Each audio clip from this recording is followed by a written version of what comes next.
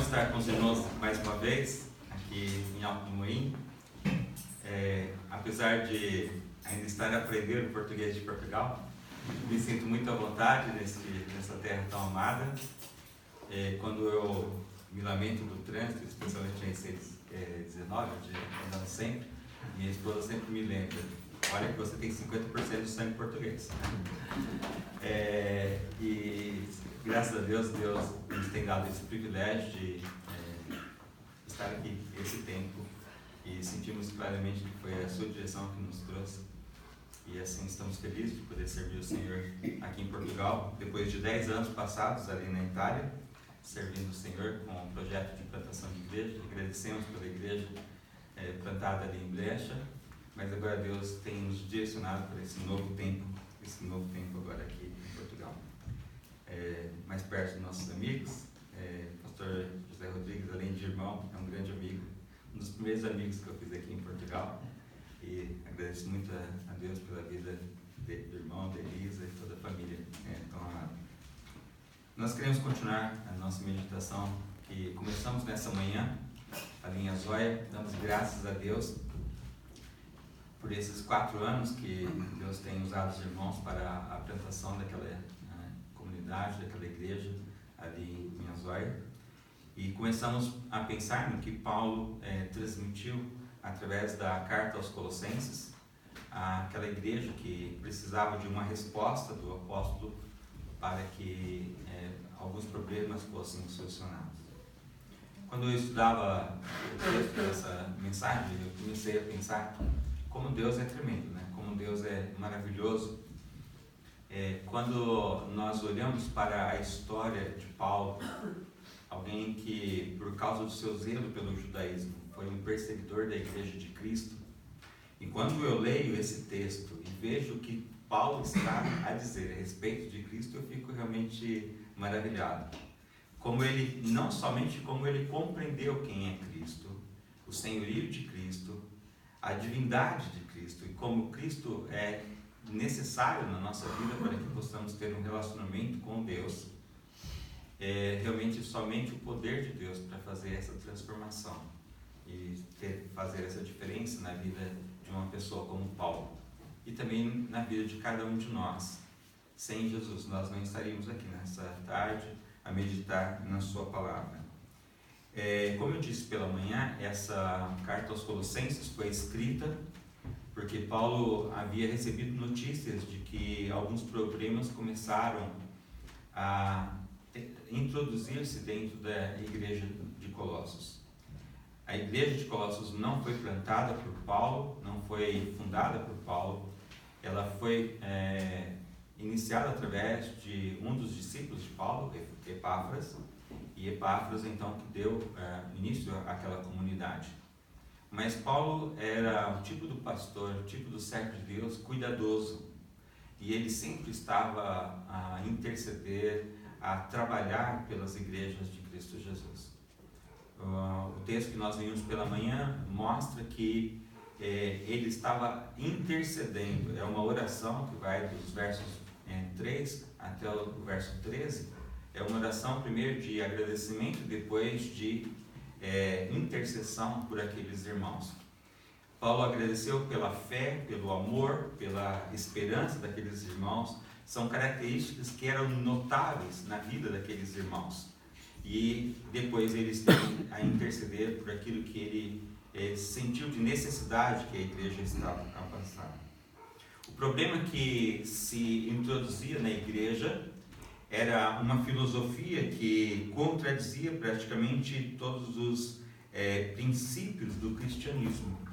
O gnosticismo, que era uma filosofia que estava sendo ensinada por alguns pretensos irmãos, afirma que o corpo, enquanto matéria, é má, mas o espírito é bom.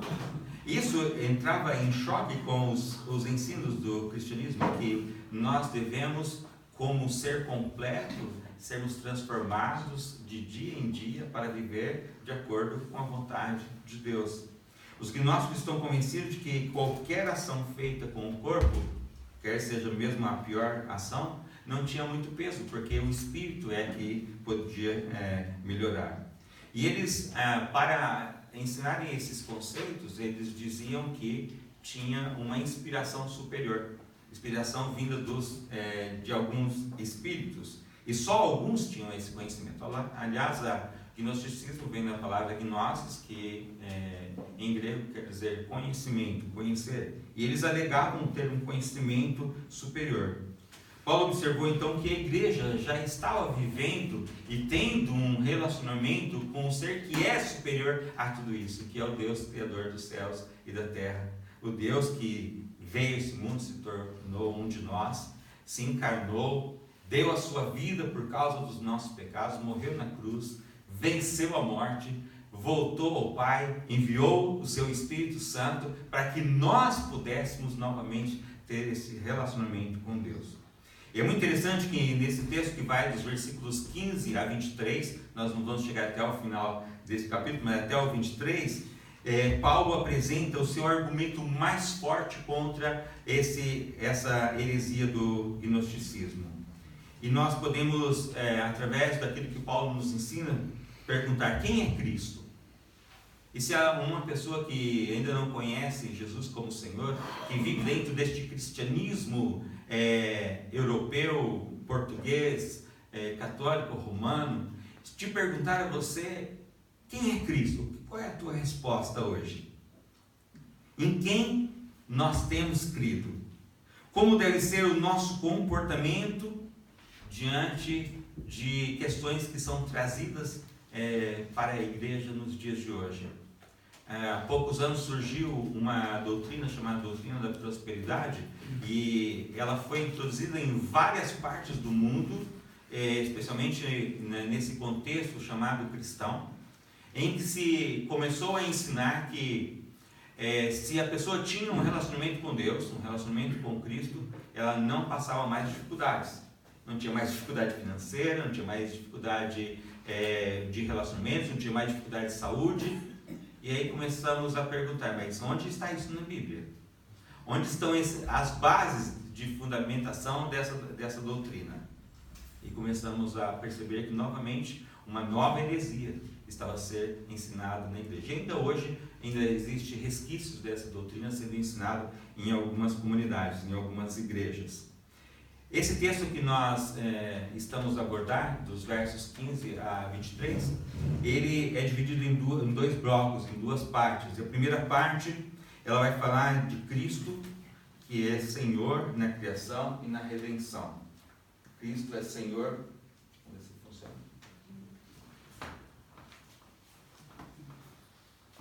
Não está aí. Cristo é Senhor na criação e na redenção.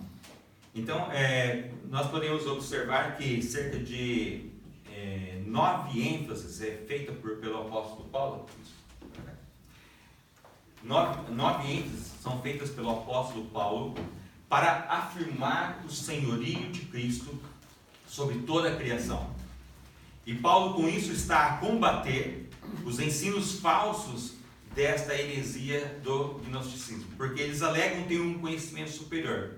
E Paulo diz: não, nós cremos em quem tem o conhecimento de todos os conhecimentos. Nós cremos em quem é superior a todas essas coisas. E Paulo começa então com a sua base de argumentação.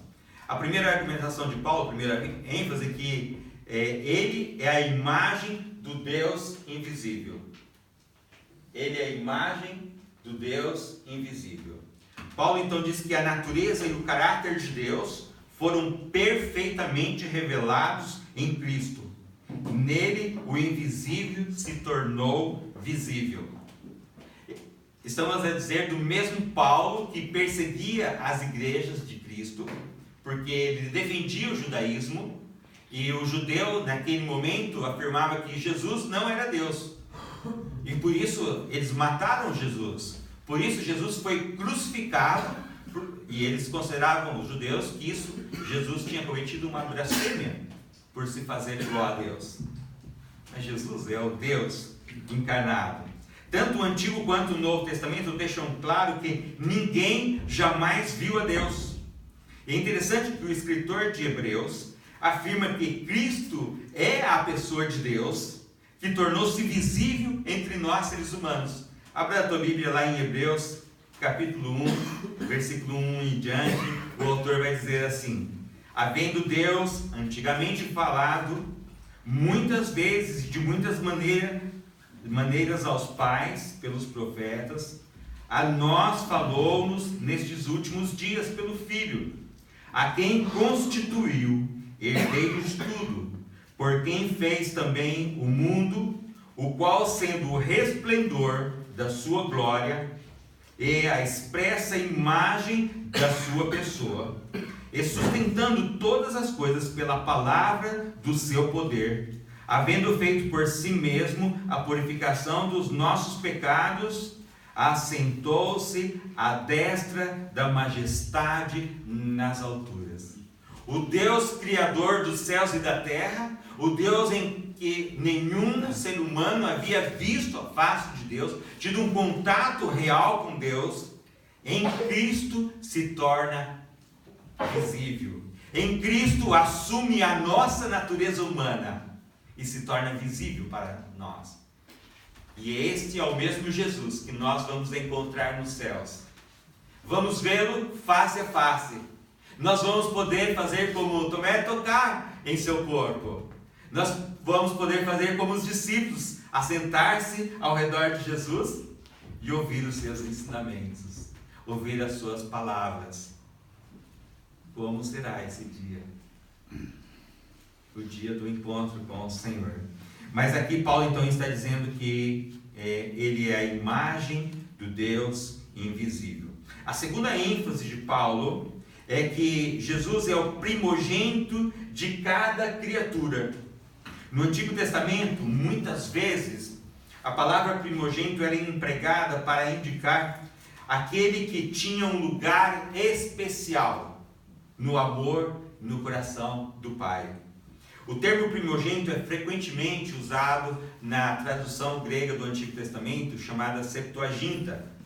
E ele é usado 130 vezes, especialmente em genealogias e narrativas históricas, para indicar a prioridade e as soberanias temporais que o primogênito tinha na família. E Paulo está a dizer: Jesus Cristo é o primogênito de toda criatura. Então ele é superior a todos os seres. Os gnósticos então começam a olhar, mas então nós estamos crendo em seres inferiores? Estão crendo naquele príncipe enviado pelo adversário de Deus e que continua hoje ainda a agir neste mundo. Mas Paulo ainda vai avante e ele diz, a terceira ênfase que ele faz a respeito de Cristo: nele foram criadas todas as coisas, nos céus, na terra, o visível e o invisível, tronos, senhorios, principados e poderes. Aqueles filósofos diziam que criam em seres superiores, por isso tinham um conhecimento superior. Mas Paulo está dizendo, não, o Cristo em que nós cremos, ele criou esses poderes que vocês dizem seres superiores. Então, Cristo é superior a tudo isso. A forma passiva foram criados indica que Deus é o Criador. Todas as coisas foram trazidas à existência com um ato criativo de Deus em Cristo. Provavelmente com referência particular a esta heresia colossense, Paulo então ressalta que mesmo os poderes cósmicos e os principados, que aparentemente receberam alguma importância nessa heresia, foram criados por Cristo, estão sob o seu senhorio. A quarta ênfase: Cristo é antes de tudo. Ele vem antes de todas essas coisas. O primado de Cristo indica sua superioridade acima de todas as coisas. Paulo ainda prossegue: todas as coisas subsistem nele. Nenhuma das coisas que estão no universo consegue subsistir sem o poder de Cristo. Deus não é como um relojoeiro que fez a sua criação e depois largou lá. Assim faz o relojoeiro.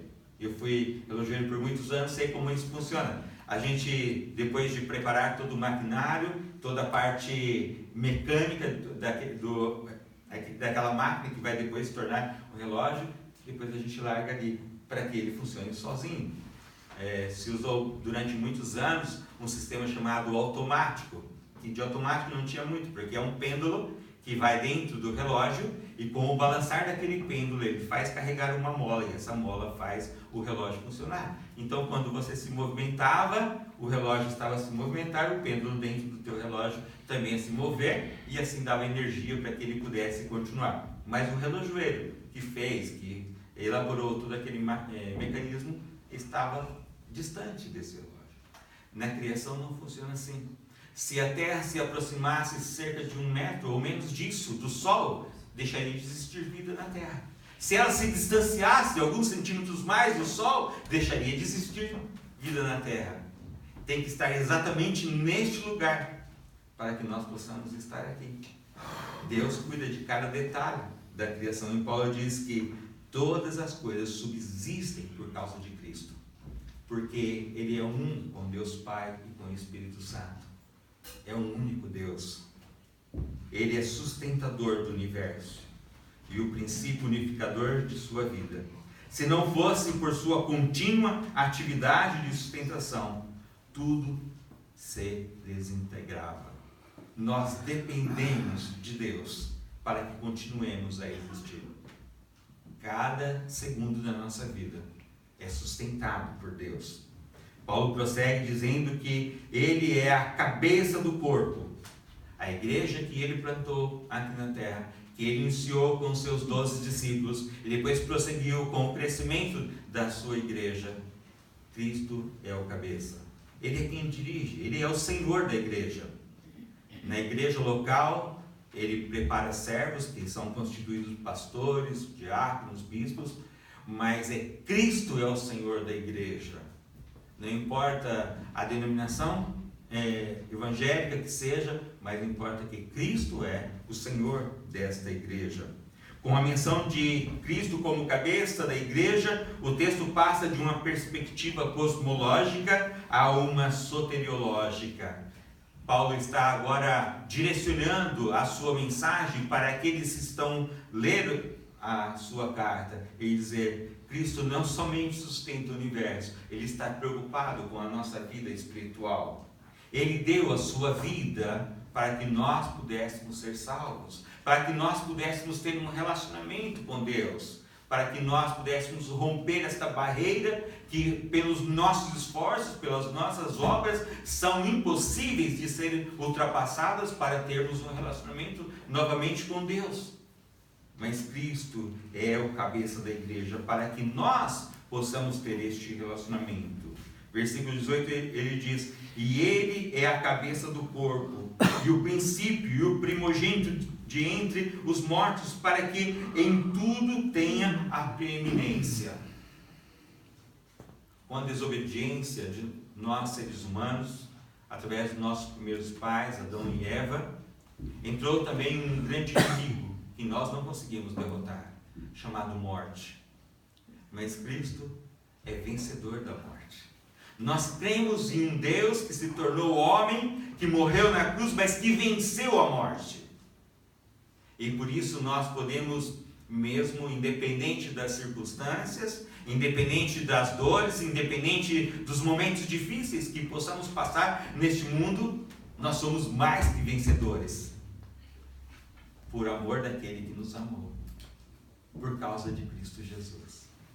É por isso que o cristão, mesmo passando por momentos difíceis, pode dar graças a Deus, pode se alegrar no Senhor.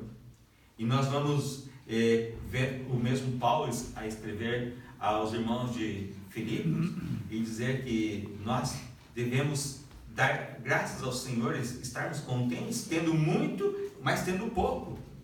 Eu vejo que muitas pessoas isolam aquele versículo de Filipenses 4, diz que eu posso tudo naquele que me fortalece, mas esquecem de ler o contexto. E eu sou um amante do estudo da palavra de Deus, especialmente no seu contexto literário, histórico, geográfico, porque ali nós entendemos a verdadeira mensagem. E se nós lermos todo aquele parágrafo ali, Paulo está a transmitir aquilo que foi a sua vida, o seu relacionamento com Deus, e ele diz que em alguns momentos ele passou muito sufoco, muita dificuldade, mas ele dava glórias a Deus por isso. Ele considerava isso ser uma vitória na sua vida, mas tinha momentos que ele tinha tanto que ele podia distribuir para os outros, e ele dava glórias a Deus por isso. Algumas lições precisamos aprender com esse irmão chamado Paulo, porque tem muito a nos ensinar. E aqui constitui um clímax para a primeira parte do texto, refere-se à suprema autoridade de Cristo sobre todo o cosmos e sobre a igreja.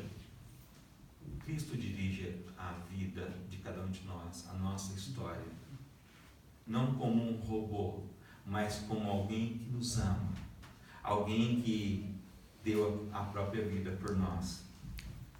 E como no mesmo versículo que nós lemos diz, ele é então também o primogênito dos mortos. Ele é o princípio e o primogênito de entre os mortos. Ele é o primeiro de uma nova geração, de um povo que viverá com ele para sempre, em plena comunhão. Há muitos anos atrás, eu ouvi a mensagem de um pastor que já está com Cristo na glória, e o tema da mensagem é: por que o céu é melhor? E ele vai discorrer na sua explicação os motivos por que o céu é melhor, mas ele vai chegar à conclusão: o céu é melhor porque é estar com Cristo, porque é estar na presença de Cristo. Paulo prossegue e diz ainda que enfatiza que em Cristo vive toda a plenitude. Mais uma vez, Paulo reafirma a essência de Deus verdadeiro em Cristo. Cristo não é uma pessoa inferior a Deus, não, ele é Deus, e ele está junto com o Pai, junto com o Espírito Santo, a dirigir, a governar a história deste mundo. Cristo é o Deus verdadeiro que se fez carne. Gosto muito da expressão de Tomé, que mesmo tendo duvidado logo depois da ressurreição de Jesus, mas quando ele está diante de Jesus e ele toca no lugar das feridas, ele se prostra diante de Jesus e diz: Senhor meu e Deus meu. Eu vejo que nos nossos dias, algumas pessoas, alguns cristãos, têm alguns comportamentos que não são adequados diante do Senhor, diante de Cristo. Eu já vi muita gente dizer: você aí, como se Cristo fosse uma pessoa qualquer no meio de nós. Não, ele é o nosso Senhor. E ele merece o nosso respeito, a nossa admiração e a nossa devoção e a nossa adoração.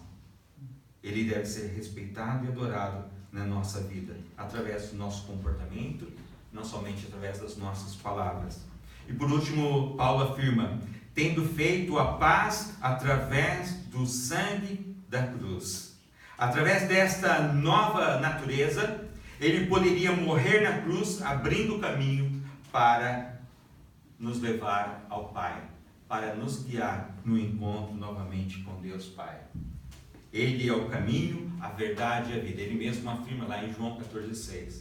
Quando os discípulos estavam preocupados, ele havia dito que ele iria preparar lugar, que ele voltava para o Pai. E alguns discípulos falaram: mas e agora? O que a gente faz? Onde que é? Como que a gente vai chegar até esse lugar? Jesus disse: é simples.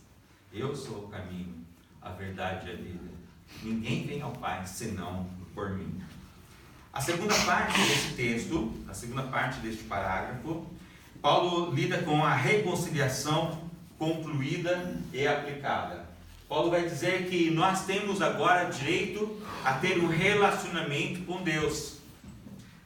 Essa linha amarela indica, está dessa forma para indicar a trajetória nossa neste mundo, mais ou menos. Nós vemos uma linha reta e a tendência dessa linha era descer antes da cruz. Por que a tendência dessa linha era descer? Porque naquele lugar ali eu estava numa vida sem Cristo.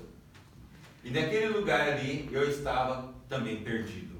É isto que o apóstolo Paulo começa a dizer no versículo 21. A vós também que noutro tempo éreis estranhos e inimigos no entendimento pelas vossas obras más, agora contudo vos reconciliou.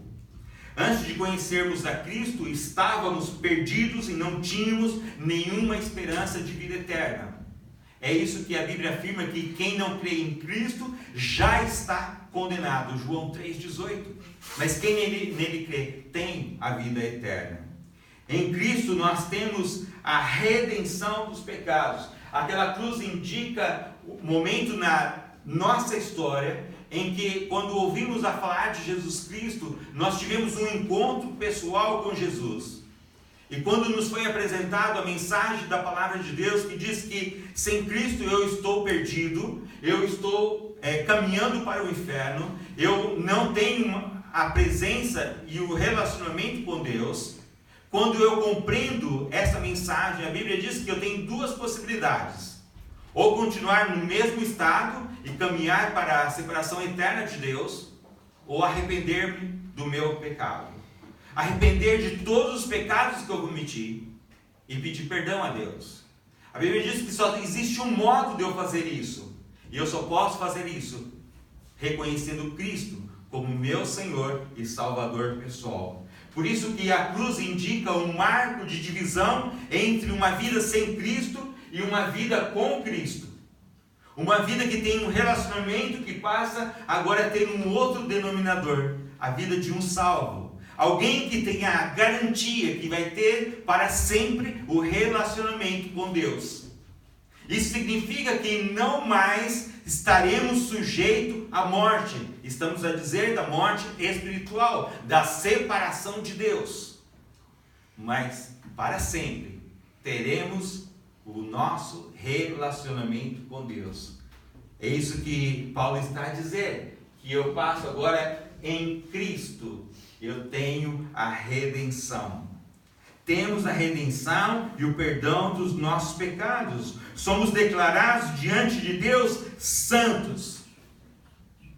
Salvação significa ter uma modificação completa na nossa vida. Na verdade vos digo que quem ouve a minha palavra e crê naquele que me enviou tem a vida eterna. E não entrará em condenação, mas passou da morte para a vida. Ele não está a dizer que no futuro teremos, mas está a dizer que neste momento em que creio, eu já tenho. E se nós partirmos hoje, iremos ter com Cristo. Em Cristo nós também somos reconciliados com Deus.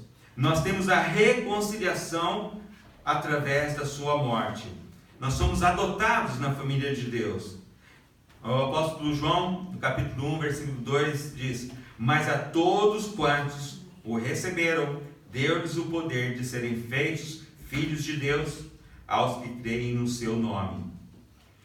Em Cristo, apesar de sermos pecadores, nós temos também a santificação. E essa parte da nossa trajetória, da nossa vida, é representada por essa linha de altos e baixos. Por que será? Porque apesar da intervenção de Deus na nossa vida, apesar da salvação que recebemos de Cristo Jesus, nós continuamos a carregar as consequências dos pecados que nós cometemos aqui. Mas crente comete pecado? João diz na sua primeira letra, na sua primeira carta, que aquele que disser que não tem pecado é mentiroso. Mas se nós confessarmos os nossos pecados, Ele é fiel e justo para nos perdoar os pecados e nos purificar de toda injustiça. O crente também comete pecado. Não deveria. Porque o pecado significa o castigo que foi colocado sobre Jesus na cruz do Calvário.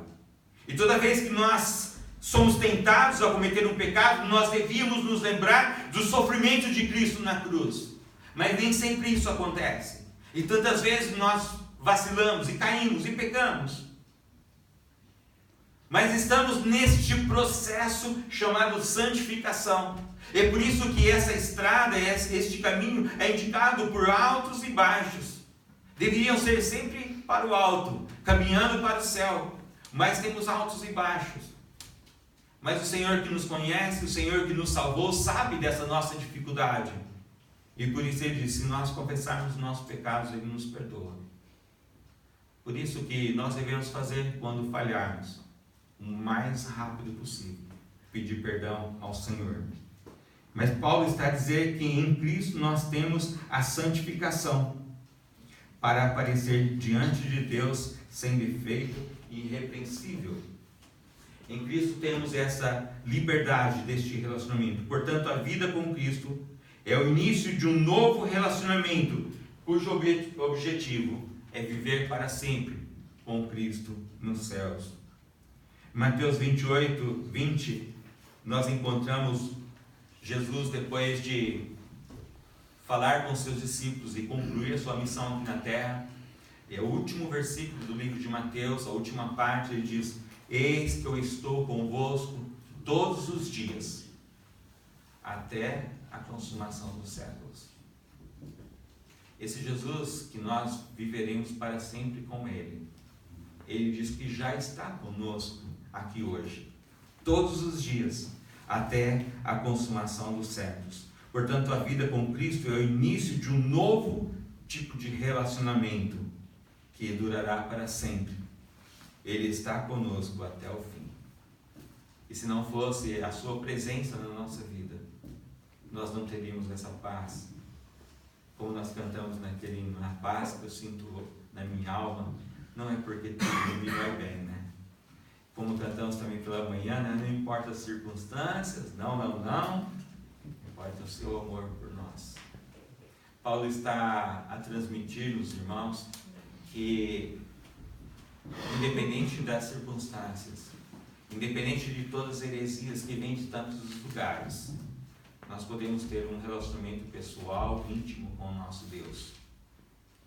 Mas para isso é importante que nós o conheçamos cada vez melhor, que nós conheçamos a Tua Palavra. E eu disse hoje pela manhã que eu preciso amar essa palavra de uma forma tão pessoal, que a cada dia eu possa crescer e eu possa falhar menos para servir o meu Deus.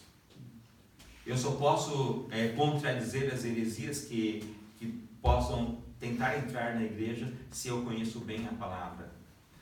Penso que o maior desafio de cada cristão é conhecer bem a palavra de Deus. É claro que a Bíblia que nós temos hoje é uma tradução daquilo que foi transmitido originalmente aos nossos irmãos. É por isso que nós encontramos várias versões. A Bíblia no Antigo Testamento foi escrita na sua maior parte em hebraico, no Novo Testamento em grego, mas traduzido aqui para o nosso português. E nós temos o privilégio hoje de ter uma traduções muito boas, muito próximas daquilo que é o original. Mas quando nós começamos a amar este livro, a ter este livro como principal na nossa vida e começamos a nos deleitar com o seu ensino, com a sua palavra, cada dia mais nós vamos crescendo.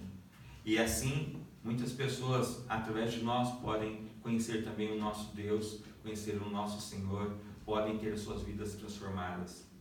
Eu e você fomos salvos e o Senhor não nos levou ainda porque Ele nos deu uma missão.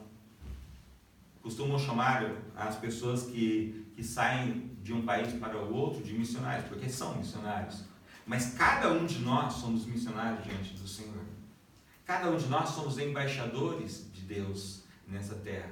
E se nós não fomos levados para a glória ainda, porque nós temos uma missão. A missão de evangelizar Alto do Moinho, de evangelizar Setúbal, Lisboa e toda Portugal, não é somente dos pastores, Samuel, José Rodrigues, minha, mas de cada um de nós. Ide por todo o mundo, pregai o evangelho a toda criatura. É um mandado de Jesus para cada um de nós. Isso inclui os pastores e cada membro da igreja. Por isso, Paulo está a dizer que aquelas filosofias ensinadas pelos gnósticos. Não tinham fundamentação, não tinham base. Aquela crença superior que eles pensavam ter, Paulo diz, nós temos uma mais superior que essa, é a do Deus Criador de todas as coisas. Por isso não fiquem preocupados com isso. Continuem obedecendo os ensinos que Epáfras vos deu do início, porque ele aprendeu comigo e eu aprendi com Cristo. E Cristo quem revelou a cada um de nós, através da sua palavra. Podemos aplicar às nossas vidas os ensinos de Paulo desse texto. O Cristo a quem adoramos nesta igreja é o Deus verdadeiro e a imagem do Deus invisível. Por isso, quando nós cantamos, quando nós salmodiamos, quando nós falamos, quando nós respiramos, estamos a adorar o Deus que deu a sua vida por nós, ali na cruz do Calvário, através da pessoa de Cristo. Conhecer a essência de Cristo nos dá segurança e nos encoraja a testemunhar e faz crescer também a nossa esperança. Quantos cristãos estão vivendo muitas vezes vidas de lamentações? Se está a chover, está a chover, essa semana toda, esse mês todo a chover, não posso fazer nada. Se está sol, mas por que esse sol está tão quente, por que esse sol está queimado? Sempre a lamentar. E a Bíblia nos ensina, e especialmente Paulo nos ensina, dai graças ao Senhor por todas as coisas, independente das circunstâncias. E as pessoas vão começar a ver que tem algo de diferente em você, tem um Deus vivendo em você, e vão querer saber o motivo da sua alegria. Lá na Itália, um determinado tempo, eu trabalhei em uma fábrica, e eu tinha que dirigir um transpalho, e o proprietário daquela fábrica, ele um dia chegou perto de mim e disse assim, eu quero te fazer uma pergunta, um pouco pessoal. Eu falei, pode fazer. Aí ele disse, por que você está sempre contente? Por que você está sempre cantando? Você está aí trabalhando, fazendo um serviço duro aí, e está sempre contente. Aí eu falei, você fez a pergunta certa. Eu estou sempre contente porque eu tenho Cristo na minha vida. Aí ele falou assim, então quer dizer que você deita à noite e você dorme? Se eu puder, umas 7, 8 horas eu durmo. Se não puder menos, eu durmo menos. Eu falei assim, eu não consigo dormir, eu deito, eu não durmo mais que 2 horas, porque tem muita gente sob minha responsabilidade. Eu falei, não é esse o teu problema. O teu problema é que falta Deus morando na tua vida. Mas depois ele não quis mais saber disso. Era uma pessoa muito rica, muito longe de Deus, mas eu espero que um dia ele tenha um encontro com Cristo. Temos a garantia de sermos declarados sem culpa no julgamento final por mérito de Cristo Jesus. Jesus morreu por nós e pagou o preço dos nossos pecados. A cédula de morte que estava com o nosso nome foi rasgada através do sangue de Cristo.